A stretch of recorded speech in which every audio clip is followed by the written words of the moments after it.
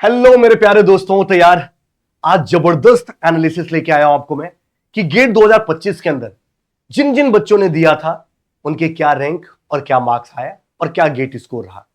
तो यहां पर हम मार्क्स, रैंक और स्कोर इन तीनों चीजों को मैप करके आपको बताने वाले हैं ताकि 2026 में जो बच्चे प्रिपरेशन कर रहे हैं उनको एक क्लियर कट पिक्चर मिल सके कि क्या रैंक आने पर कौन सा गेट स्कोर अप्रोक्सीमेटली मिलता है, ताकि आप उस रैंक की टारगेट अपना बना सके और अपनी प्रिपरेशन को एक्सेलरेट कर सको। तो चलिए सीधा 2025 के डेटा को देखते हैं।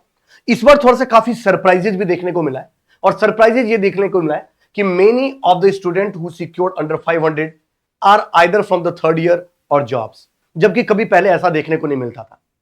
इस बार बहुत सारे जो टॉपर्स हैं वो या तो आपको थर्ड ईयर में देखने को मिलेंगे या फिर जो किसी वर्किंग प्रोफेशनल होंगे, बहुत सीरियस थे, उन्होंने प्रिपेयर किया, उन्होंने अच्छी रैंक लेके आए। और एक सबसे खास बात, एक और चीज, हमेशा हम पहले ये देखते थे कि 500 रैंक के बाद एक रैंक के ऊपर मल्टीपल स्टूडेंट्स देखने को मिलते थे, बट इस बार थोड़ा सा सरप्राइजिंगली अंडर 100 में भी, अंडर 10 के अंदर भी किसी एक रैंक के ऊपर मल्टीपल स्टूडेंट हमको देखने को मिले। और ये दूसरे साल के कंपैरिजन में इस साल थोड़ा सा अलग बनाता है गेट 2025 को। दोस्तों सबसे फर्स्ट अगर मैं गेट 2025 में rank versus marks versus score की अगर बात करूं दोस्तों, तो जिनकी एआर आपको पता है, जिसकी एआर 1 आया है, उनके मार्क्स भी हमको पता है कि जो विदाउट नॉर्मलाइज यानी रॉ मार्क्स जो था वो 100 था। ऑफ कोर्स पेपर 1 में रहा होगा रॉ मार्क्स 100, क्योंकि पेपर 2 में तो पॉसिबल ही नहीं है, जिस तरीके से पेपर की डिफिकल्टी थी। तो पेपर 1 में उनके 100 रहे होंगे और स्कोरिंग नॉर्मलाइजेशन करने के बाद 97 के आसपास उनके मार्क्स रहे होंगे। तो 97 पे AR1 गया है, AR2, AR3 दोनों के कितने मार्क्स आए वो गायब है, डेटा में किसी के पास भी अवेलेबल नहीं है। उसके बाद सीधा AR4 हमारे पास अवेलेबल है, जो 985 गेट स्कोर है और 91.64 मार्क्स है। जिसकी AR8 आए हैं, उसका 976 गेट स्कोर है और 90.75, ये जो मैं मार्क्स बता रहा हूं that is the normalised marks, यानी उनके जो भी शिफ्ट में पेपर आया था उसको नॉर्मलाइज करके, यानी शिफ्ट 2 में आया तो मार्क्स बढ़कर ये दिख रहे हैं और शिफ्ट 1 में आया तो मार्क्स कम होकर ये मार्क्स दिखाई दे रहा होगा। उसके बाद अगर मैं जिसकी रैंक 12 है, 959 गेट स्कोर है, 89.04, हालांकि ये इतना डिफरेंस पहले कभी देखने को नहीं मिलता। लगभग 5-6 तक हमेशा ये देखने को मिलता था कि 100 ही या 1000 गेट स्कोर ही रहता था जनरली, पहले के टाइम में आप देखोगे। तो ये भी थोड़ा सा सरप्राइजिंगली चेंज हुआ देखने को कि 12 पर ही 959 यानी 49 जो गेट स्कोर है वो डाउन हो गया, इतना जबकि नॉर्मली देखने को नहीं मिलता। 14 पर 956 और मार्क्स आए थे 88.71, जिसकी AR20 है उसके 951 गेट स्कोर है, 87.7 है, हालांकि इसके मेन मार्क्स 90 के आसपास है और नॉर्मलाइजेशन के बाद 87 के आसपास इसके मार्क्स हैं। 3 मार्क्स कम हो गए। 32 जिनकी रैंक आई है उनके 929 गेट स्कोर है, 86.11 मार्क्स है। जिसकी रैंक 38 आई गेट 2025 के अंदर, रैंक 38 है, स्कोर 922 है, मार्क्स 85.43 है। जिसके गेट स्कोर 58 है उसके गेट स्कोर मार्क्स 58 है, रैंक 58 है, गेट स्कोर 906 है और जो उनके मार्क्स है वो 83.84 इनके मार्क्स है। जिनका 65 की अगर बात करूं, जिसके 65 गेट के अंदर रैंक आई है दोस्तों, उसके 903, ये बहुत ही ड्रास्टिकली देखने को मिला, इतना कभी जनरली नहीं देखने को मिलता है, पर फिर भी एक बार रैंक वर्सेस मार्क्स तो रैंक वर्सेस गेट स्कोर तो फिर भी एक बार मैं मैप करवा सकता हूं लास्ट ईयर के कंपैरिजन में, बट मार्क्स और स्कोर के बीच में जो मैपिंग है वो बहुत ही ज्यादा चेंज हो गया है इस साल लास्ट ईयर के कंपैरिजन में अगर मैं बात करूं तो। जिसके 106 आया उसके भी 800 आई थिंक मेरे ख्याल से 870 880 के आसपास गेट स्कोर है। 130 जिसके रैंक है उसके 860 गेट स्कोर है और 79.29 नॉर्मलाइजेशन के बाद मार्क्स आए। जिसके 204 गेट रैंक है उनका जो गेट स्कोर है वो 837 है और मार्क्स जो है वो 80.33 है। जिनका 215 गेट रैंक आया है गेट 2025 के अंदर, 833 उनके स्कोर है और 76.33 उनके मार्क्स है। यही चीज 306 जिनके गेट रैंक आई है, ये 306 गेट रैंक है, उनके 806 आपके गेट स्कोर है और 73.57 जो है उनके गेट मार्क्स है दोस्तों। यही चीज अगर 336 है तो गेट स्कोर 308 जिसकी रैंक है उसके 810 गेट स्कोर है और 74.38 मार्क्स है। 336 जिसकी रैंक है उनके 802 गेट स्कोर है, 73.57 मार्क्स है। 351 जिसके गेट रैंक है उसके 797 गेट स्कोर है और 73.16 उनके गेट मार्क्स हैं। 365 जिनकी रैंक आई है इस साल गेट 2025 के अंदर 797 उनका गेट स्कोर है, 73.11 मार्क्स आया है। जिनके 71.93 मार्क्स है उनके 785 गेट स्कोर है और जो रैंक है वो 416 है। इसी तरीके से जिनके 70.2 जिनके गेट मार्क्स आए हैं उनके 767 के आसपास गेट स्कोर है, 532 गेट रैंक है। जबकि पहले ऐसा देखा जाता था 70 के आसपास में 800 से अबो ही होता था गेट स्कोर। थोड़ा सा मैंने बोला ना इस साल पेपर नॉर्मलाइजेशन की वजह से, पेपर इम्बैलेंस होने की वजह से थोड़ा सा डेटा पहले के कंपैरिजन में थोड़ा सा चेंज हुआ है।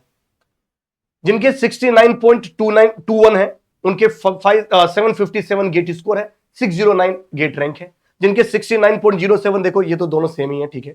जिनके 67.91 गेट मार्क्स है उनके 744 गेट स्कोर है और 724 रैंक है। देखो ये रैंक और मार्क्स दोनों अप्रोक्सीमेटली बराबर की तरफ ही है। जिनका 64.34 मार्क्स है उनके 708 गेट स्कोर है और 11,071 मतलब 11,000 नहीं 1,171 उनके रैंक आई है। तो जबकि 60 के पर हम माना जाता था अंडर 500 की रैंक आएगी अगर पेपर ठीक ठाक लेवल का होता था। तो ये भी चेंजेस हमको देखने को मिला। जिसके 62.52 मार्क्स आए हैं उनके 689 गेट स्कोर है और 414 उनका गेट रैंक है। और यही नहीं दोस्तों, अगर आगे भी अगर मैं बात करता हूं तो जिनकी दिखाई 62.39 है, 688 गेट स्कोर है और 1445 गेट रैंक है। जिनका 58.47 मार्क्स है उनके 649 गेट स्कोर है, 1605 रैंक है। जिनके 56.87 मार्क्स है उनके 632 गेट स्कोर है और 2434 रैंक है। इसका मतलब दोस्तों देखो 56.87 पर ही लगभग 2500 के आसपास रैंक आ गई, जबकि ऐसा कभी देखने को नहीं मिलता था। लगभग 56 के आसपास में भी 1000-1200 के आसपास 1300 के आसपास ही रैंक देखने को मिलता था। तो इस मार्क्स पर रैंक काफी दूर होते हुए नजर आ रहे हैं और यही मैंने बोला कि 2025 के को थोड़ा सा डिफरेंट करती है पहले के एग्जाम के कंपैरिजन में। जिनके 52.7 है, गेट स्कोर 589 है और रैंक 3466 है। देखो 4 नंबर पर 1000 के आसपास रैंक चेंज हो गया और लास्ट में ऐसा हर जगह भी होता था, पर इस बार ऊपर में भी अंडर 100 वाले में भी देखने को मिला है काफी कुछ। 50.65 जिसके मार्क्स हैं उसके 568 गेट स्कोर है, 4135 उनके गेट रैंक है। जिनके 44.52 है उनके 506 गेट स्कोर है, 6600 उनकी रैंक है। जिनके 40.02 मार्क्स है उनके 460 गेट स्कोर है और 9288, यानी देखो 40 मार्क्स पर ही लगभग 9,500 के आसपास गेट रैंक चली गई। और इसी तरीके से सोन जिनके 37.56 है, 435 गेट स्कोर है, 11,318 उनकी गेट रैंक है। 37.37 पे 433 गेट स्कोर है और 11,517 उनकी रैंक है। इसी तरीके से सोन अगर मैं 30.54 की अगर बात करूं तो गेट स्कोर 364 है और 19,661 उनके गेट रैंक है। और 28.56 के ऊपर दोस्तों 343 गेट स्कोर है और 23,000 के आसपास रैंक है। तो ये कुछ रैंक वर्सेस मार्क्स मैंने देखा है। और अगर आप 2025 नहीं 2026 के लिए अगर प्रिपरेशन करो, कुछ और भी आइडिया है। अच्छा, इनको देखते हुए मैंने एक चीज और एनालाइज किया कि 30 जैसे जो डेटा हमारे पास है उसके हिसाब से बताता हूं, 38 रैंक पर ही 2 बच्चे हैं, बट जैसा कि AR1 एक बच्चा दिख रहा है पर AR2 और AR3 गायब है। तो और गेट स्कोर और रैंक 5 भी नहीं दिखाई दे रहा है। तो मेरे ख्याल से जो गेट रैंक 4 है उनके जो मार्क्स आए सेम मार्क्स एक और किसी स्टूडेंट के हैं और इसलिए गेट AR4 पर भी मेरे ख्याल से 2 स्टूडेंट होने की संभावना रहती है। और इस बार के डेटा को देखकर यही चीज रहता है कि अंडर 100 में भी पहले ऐसा नहीं होता था कि मल्टीपल स्टूडेंट के सिंगल रैंक दिखाई दे, बट इस बार ऐसा काफी कुछ देखने को मिला। अंडर 100 में भी बहुत सारे ऐसे रैंक है जिसके ऊपर 2 या 2 से ज्यादा स्टूडेंट स्टैब्लिश है या 2 से ज्यादा स्टूडेंट के वही रैंक आ रही है।